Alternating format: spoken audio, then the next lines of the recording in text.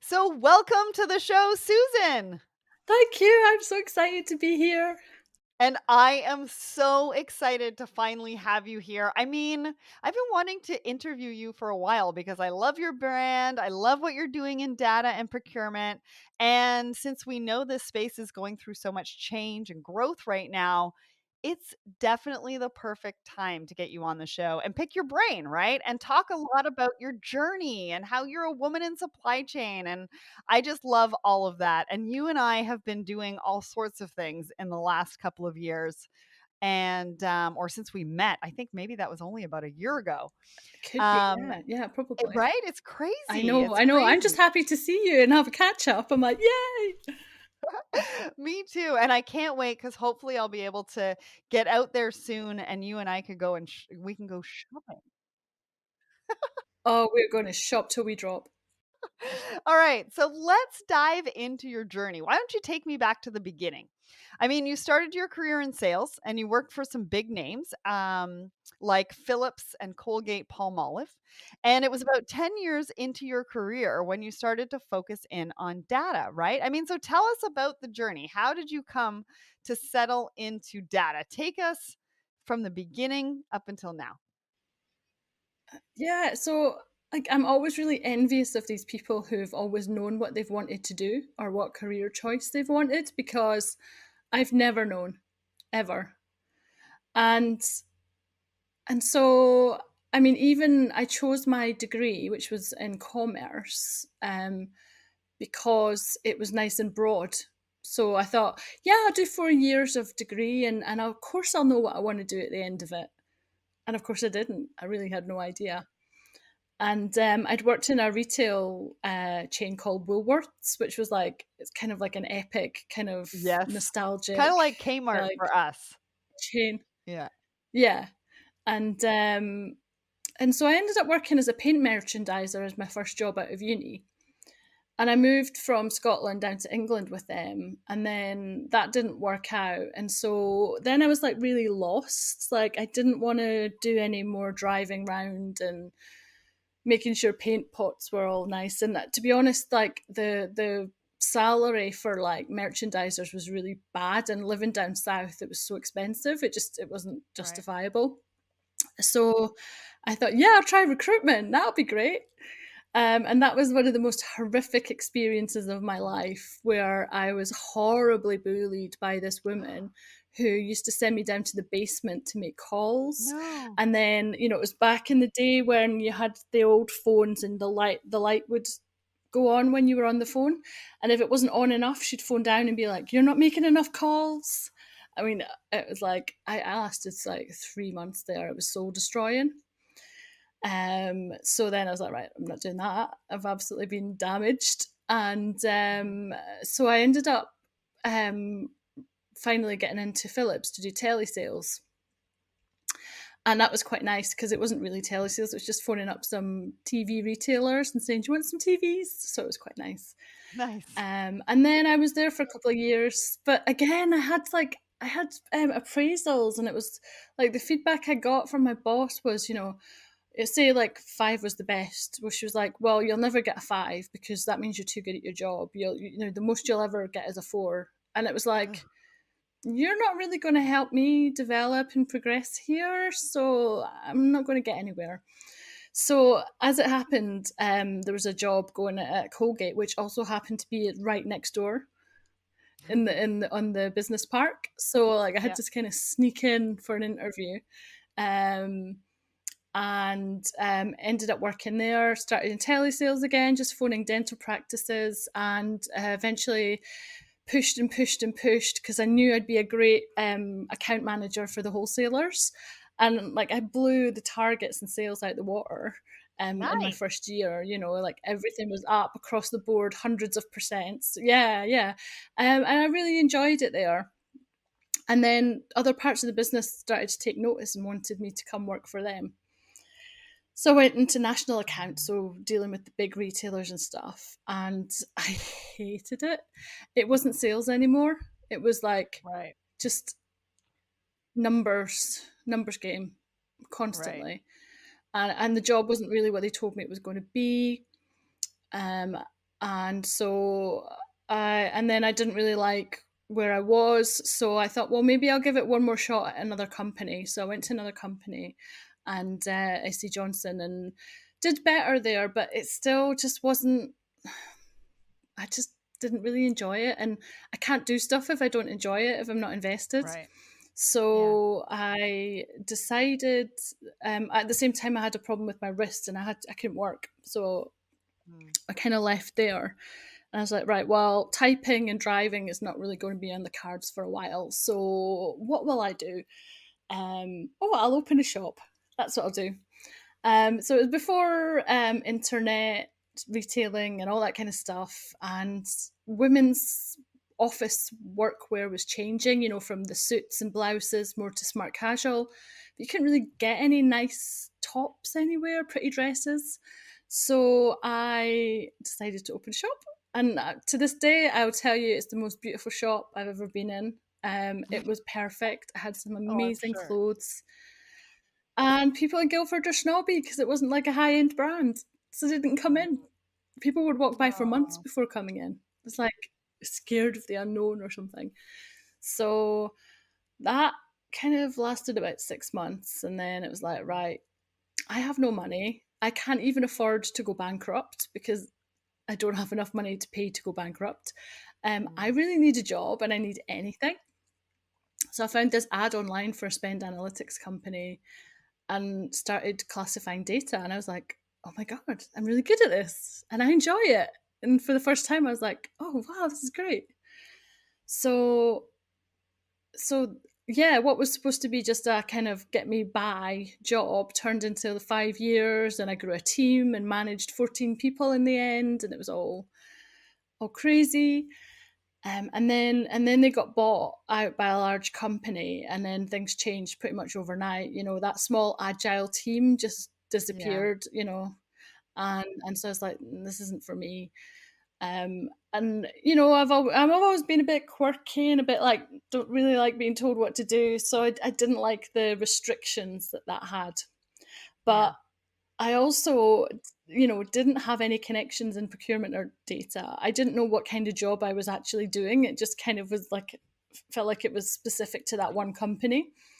So, kind of the only option really for me was to either just find something else and start again, or set up my own business and see if I could offer just the classification part, not the dashboards and the analytics, but just Right. the cleaning and normalization and cleansing of the data. And yeah, it was really tough at first because everyone thought it was a great idea, but nobody knew to look for me because Right. there wasn't any other services like that out there. So they weren't Googling it or anything. Right. It was just, you know, not on their radar. So Yeah. yeah, I've spent the last few years just, building my presence, I guess. That's awesome. I love that story. And I'm glad you took us through the journey and really talked about why you made the pivots, why you decided to take the risks that you did. And some of them were because of health challenges, some of them were because it just didn't fit for you or you got bored, right? It wasn't something that you enjoyed Yeah. doing anymore. And those are really, really important parts of anybody's journey for other people to hear, right? Because it's like, well, did they follow their heart and just go and do this thing? Did they have the goals? Yeah, I wish someone had told me Or that. did they have these Yeah. goals? Like, is this what they actually wanted to do? And then they got there and found out, well, hey, this isn't really for me, and had to switch tactics. So I think it's really important to hear all about those things in somebody's journey. I think as well, maybe not so much now, but this was maybe like 10, 15 years ago. And it was kind of like once you were in a job, you're supposed to kind of Yes. stay in it for a while, at least a Mhm. good couple of years. And, normally I know within like a few weeks if it's going to Yeah. work out or Yeah, yeah, not. yeah, it's true. And, I ended up doing stuff in one job like shopper marketing, like, buying space for shelf wobblers and building dump units, and I'm like, this Right. isn't me Mhm. at all, But so yeah, but then you're like I've got to stick it out. I can't just Yeah, move. but the one thing I will say is that you tried things to figure out whether you like to do something or whether you didn't like to do something, and either way, you learned something about yourself and what you wanted to do for your future, which is something that I Oh, yeah. talk about all the time. So, tell us about your baby, the classification guru. I mean, you founded it 4 years ago. Like you said, you kinda started out and nobody really knew how to find you or where to find you. So talk to us a little bit about that. What do you do and how do you help your Yeah, customers? it's kinda like a toddler now. It's bizarre. It's so, so bizarre because up until about 14 months ago, it was I was having to work contract work as well as run the business. Then that wasn't working out, so I decided to put everything into the business. And then in the year before COVID, I had like two periods where there was like 3 months where I had no clients, no work. I mean, it was really, really, really tough. And I just, the interest that I was getting from really large global companies, I knew that I had a service that was of use, but it just, there wasn't the work. And I sat with my friend in a coffee shop, as we did back in those days, and was like, I think I'm gonna have to get a job. Like, oh, yeah, just was like, this is, I can't just keep borrowing money from my dad. I'm nearly 40. This is ridiculous. And literally within about 2 weeks of that chat, there was one day where like five different jobs came in, not like massive, massive, massive jobs, but five was enough to keep my bills paid for the next few months and, Nice. give me hope.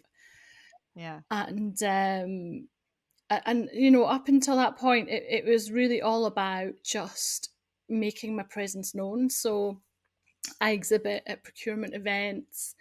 um, just at the beginning of last year, I started doing podcasts and things, Yeah. and just getting involved with like meeting people on LinkedIn and connecting with them, like you and Sarah Scudder and data people, and just enhancing my profile, chatting to all you guys and having some fun, and it started to pay off really about just a bit before this time last year. Really, the work just started coming in, and then I got my first really big client, and that was like amazing. I had to take on some contractors to help me do some work, and then we got more projects, and then more projects, and Nice. and then more, and then those contractors didn't work out, so then I got some new ones in January, and um and it's just mad to think that like nobody knew who I was. Yeah. I didn't have any connections 4 years ago, and 4 years later, I people do know who I am now. Mhm. I am still the only one that's really doing this as a standalone service and talking about it. There's nobody coming to chase my coattail just yet, Right. because they haven't figured out it's actually like a really good viable business. Mhm. And yeah, I've ended up writing a book, which is crazy. Awesome. Yes. Yeah, So and I'm doing cool. a TED talk on Friday. I mean, it's nuts. It's Woo! absolutely nuts. I am just so impressed My by you. like it's just, you just gotta be keep going even when like Mhm. nothing is happening. You just have to like keep posting. That's the only thing that I just was consistent about last year and the year before was post, post, post, post. Yeah. Because you Yeah. just, you feel like nobody sees your posts, but they do.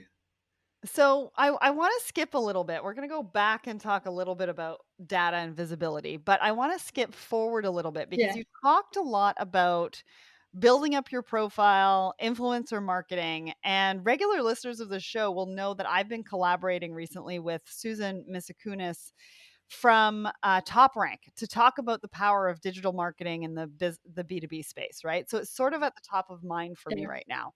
And it seems like you're absolutely smashing that with what you've just said and how you've built your profile.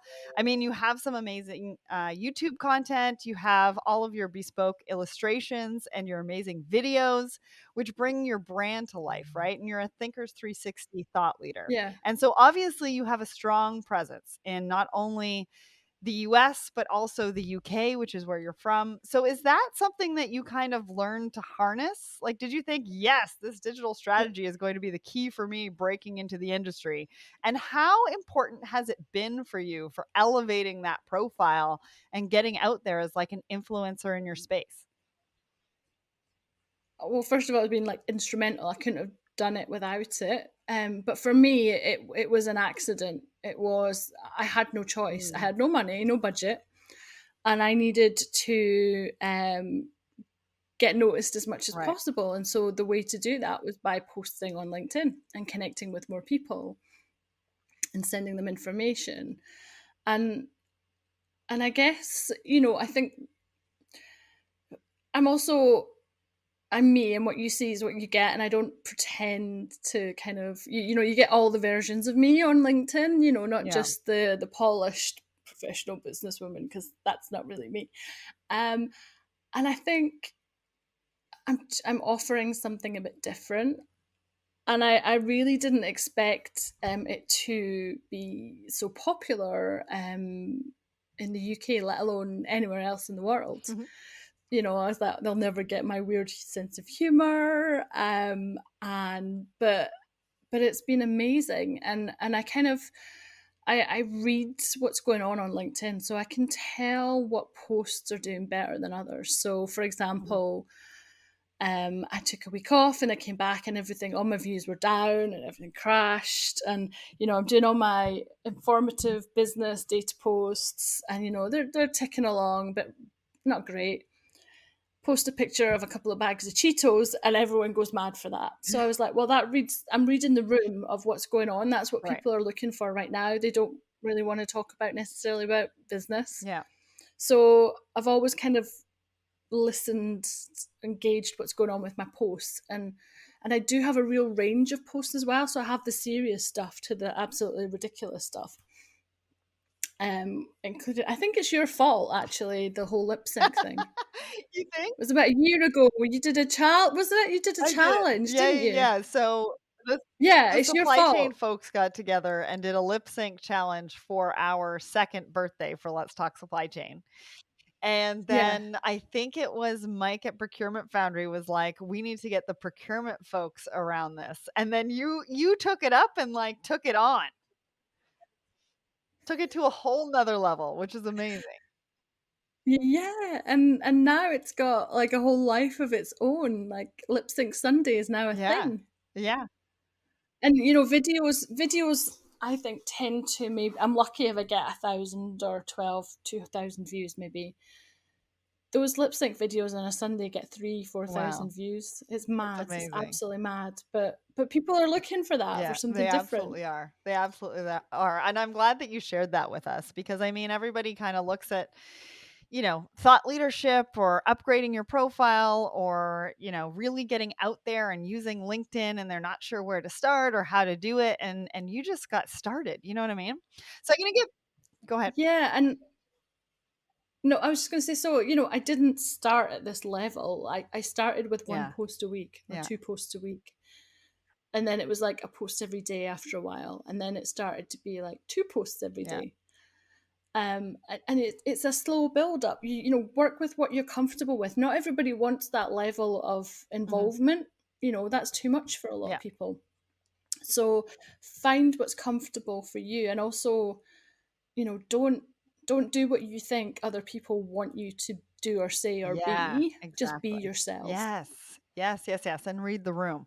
So I'm gonna get back into data in a little bit, but what has your experiences been specifically as a woman in this industry? Like, are there any challenges that you faced? Did you have a mentor, maybe somebody you looked up to help you along the way? What has that looked like in your journey?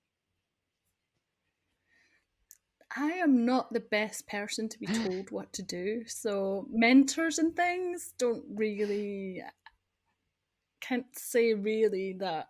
that I've ever had one. Um, I would say that I've never ever felt, even growing up, that there wasn't anything I couldn't Okay. do, That's awesome. that or I was restricted because of who I am. I mean, my gran was amazing. So she got married at 39 in the Wow. 50s. So she lived a whole life before she got married and had my Huh. dad. And she died about 20 years ago now. And I wish I'd known her when she was a bit younger so that I could ask her all the questions about where she'd gone and what she'd done. And she was a weaver, you know, Mhm. she like could weave stuff. Nice. Um, and so for me, I was like, well, if she can do that, I can do that. You know, so that was like a role model for me, you know. Whereas my mum was like, when are you going to give me grandbabies? I'm like, you're not getting them. She's like, you're so mean to me. And I was like, no, I'm going to have uh, a career and take over, and it's going to be fine. And I'm going to do what I want to do. And so that from that point, I always felt like I could do anything. Mhm. Um, but then there were times at work where it was very much a boys' club, and they played Yeah. golf and football, and you just couldn't get a look in. And so those times were times when I really did feel like I just don't have any control over this. And so you have to know when to walk away. You know, you can't always fight it. Sometimes it's better Yeah. to just find another direction. Yeah. So that's fine. And then I moved into like data, which is also very procurement and male orientated. Um, but you know, I've never been treated any differently. Awesome. If anything, they're a bit more polite around me, but that was about it. I did feel, you know, that kind of, they weren't quite as comfortable when I was in the office as if I wasn't there. But Mhm. I just made myself at home and forced my way. You know, I'm not gonna, you know, I'm just gonna be me. I love that. And little things like at events when I've exhibited, you know, a couple of guys have come by and said, "Is this your stand?" I'm like, "Yeah, yeah." And like, "Is this your business?" "Yeah, yeah." "Good for you." Which is, you know, you just kind of thank you and I mean, laugh it it's off. But encouraging. It's encouraging, but at the same time, it's sometimes feels a little bit like they're patting yeah, you on the head. yeah. I think as well, you know, now I think if someone said something, I would say something back. Whereas maybe like in my 20s, I would, yeah, just kind of like, oh, just let it go. How did Whereas you now how I'd be did like, ho no. how did you find your voice in that area then? How did you get more comfortable to sort of, like, speak up? When I found what I really loved and what I was doing, and I really had that kind of self belief and self Mhm. confidence, then then I was like, you can't take me down. Right. I know I'm good. Whereas I think in my 20s, because I was doing stuff that I didn't necessarily like and probably wasn't that good at, I didn't have that confidence to fight for other Yeah, and stuff. fight for yourself. One of the things that gets me Yeah. every time is how we have to wear uncomfortable heels to conferences and Oh, trade shows, and they get to be in comfortable shoes.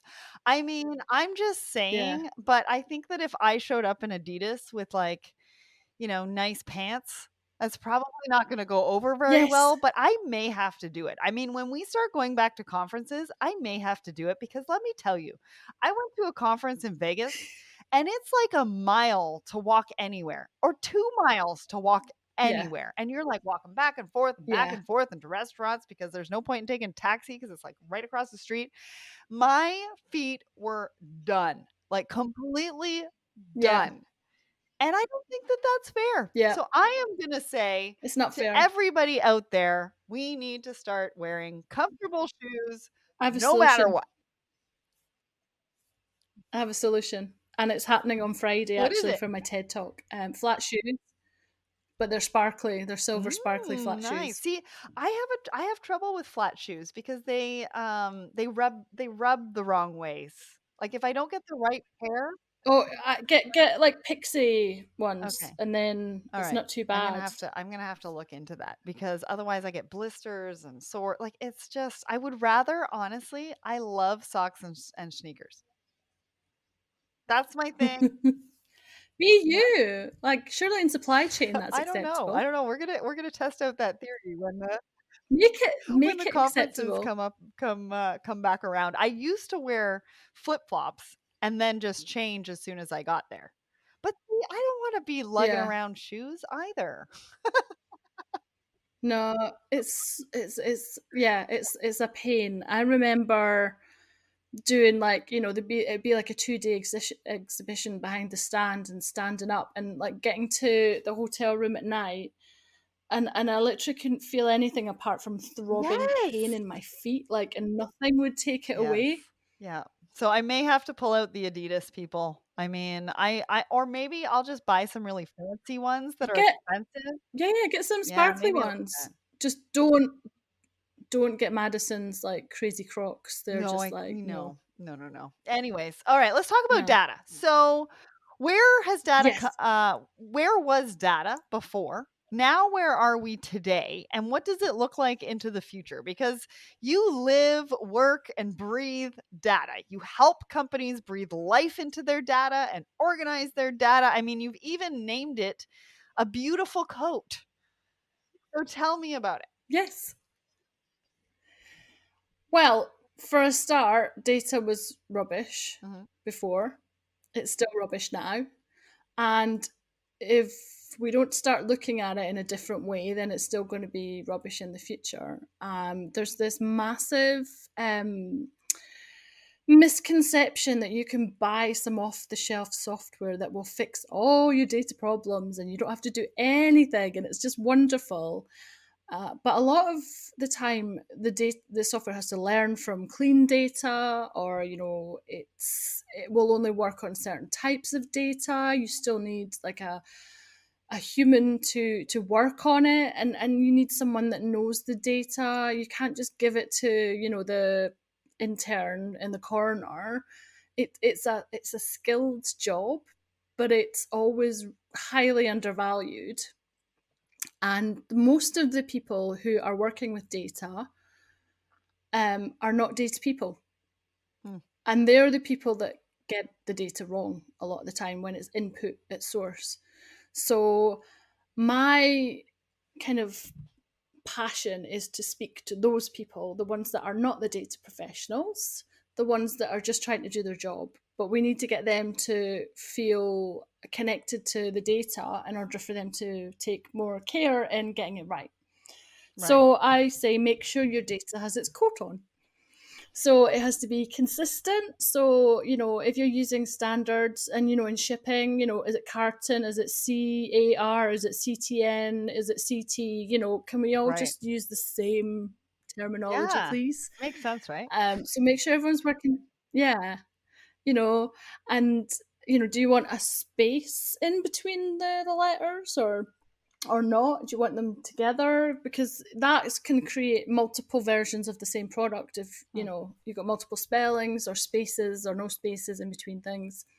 So that's really important. And then it has to be organized. So start to categorize your data. So you know cartons is probably not enough. So is it corrugated? Is it like pink boxes? Is it blue boxes? Is it recyclable or non-recyclable? Start to categorize so that you can quickly pull the information that you need. Mhm. Just as if you like, instead of throwing your top in your closet, and then you want to go and get it and it's all creased and it's a mess because it takes you 5 minutes to find it. If you'd put it Right. on a hanger and organized it by color or by style, then you'd be able to just pick it up and get it straight away. Well, that data's just the same as that. Tag it with things so that you can find it. So is it even by country, by region? How many boxes have we used in this warehouse? Tag them so that you can then find that really Hmm. easily. And that data has to be accurate. So make sure you've got the right information, that it's fit for purpose. And then when you have all those three things, you can finally have some trustworthy data, Right. which means that you can make better business decisions, you can make better plans, have better forecasts, even like, reduce, I don't know, damages or incorrect deliveries going out, things like that. If you've got your product dimensions wrong and you think you can fit like 100 more TVs on a truck than you actually can, then you're going to have problems. So Yeah. it's So all about true. that. And getting people to understand the consequences of what happens when they accidentally don't put that information in or put the wrong information in. Too many Mhm. zeros, not enough zeros, all those kinds of things. And I think if we Amazing. can start to look at, yeah, if we can look at data as an investment, not a cost, then and start to give a bit of value to the work that people do with data, then I think then we can improve it. Yeah. But Yeah. and automation can help to a point, but it would be naive to think that it will solve all problems. Yeah. Well, and they talk about data being the new oil and being the epicenter of what you need from a technology perspective to get started on that digital transformation. Data is really that starting point. So you can really understand your processes and what's working and what's not working. And the data will be able to tell you that once it's organized. So, yeah, go Yeah, ahead. I mean, I was going to say it's more like oxygen or air or water than oil. It's more, you can take or leave oil. You can live without it, but data you can't live without. You can't do anything now without Yeah, data. no oil. And would They're you? comparing data to the new oil as far as value. Yeah, but I think it's more valuable than that. I Mhm. think it's as valuable as the air we Okay, breathe. got it. It's it's its value is never going to go up and down. It's always going to go Yeah, up. it's true. It's it's used by Yeah, everybody, it's true. and yeah, I mean, it's a good way to get people starting to think Yeah. about data. Well, and understanding the value of it. When you start comparing it to the value Yeah, of oil, people start really understanding it a little bit yeah, better and making it a little bit more tangible. So because we were yeah. just talking about data, what have you learned about yourself and what does the future hold for you and Classification Guru? Well, I'm capable of so much more than I could have ever Mhm. imagined. I don't even read books, and I wrote a book, and I didn't just write a book. I've written an amazing book. I'm so Nice. proud of it. Um, I have really started to push myself. I was always just in my comfort zone, but I've really pushed myself over the last few years. Um, and yeah, gone through a lot, and and actually, ironically or not, so my TED talk is on resilience. So it's say no to no, and there's so many times when I've been thrown a no in my face. No, you can't do this. No, and I've just said no, I'm going to do it. So definitely like stubbornness, but I knew that anyway. Definitely more resilient than I realized. Awesome. Um, Awesome. and but also learning, I need to find a balance in there because it has just been all work, work, work, all business, business, business. Right. And It's I'm true. trying to now kind of separate Susan a bit more from the classification guru because I've got a team now. It's not just all about me anymore. Yeah. Yeah. It's true. So yeah, it's yeah. So what advice would you have for girls and women looking to follow in your footsteps? First of all, just be yourself, be comfortable with that, own it, however that is, and don't let anyone tell you you can't do something. Like, have that self-confidence and self-belief. Like we all know what we're good at and what we're not at. So focusing on your Mhm, strengths and work on them. Don't worry about the stuff you're not good at. Develop the stuff you are good at, because the rest won't matter. mhm, I'm good at a very specific area of data. Like, I'm not so going to suddenly become a data scientist and do mad coding and things. That's not where my skills are. My skills are specifically within the classification world. mhm. And I'm really confident because I've honed in on that. That I'm really confident about that, and I own it. I'm like, yes, you know what? I am going to tell people that I'm really good because I am. That's awesome. So yeah, and Well, just don't uh, don't have no fear. I love that. I love that. I mean, there's so many similarities between us, and I think there's so many more things that we could talk about. We could probably talk for hours.